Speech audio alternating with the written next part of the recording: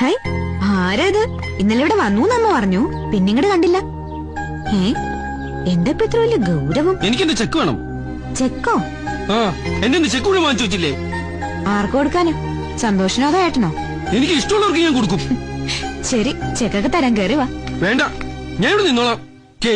മതി.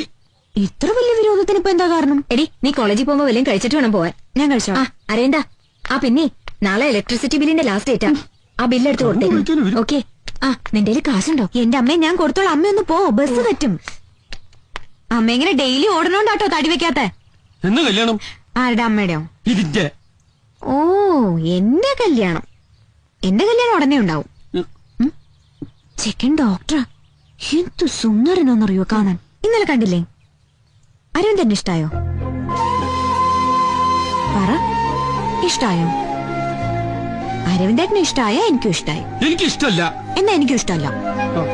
അപ്പോ കല്യാണം?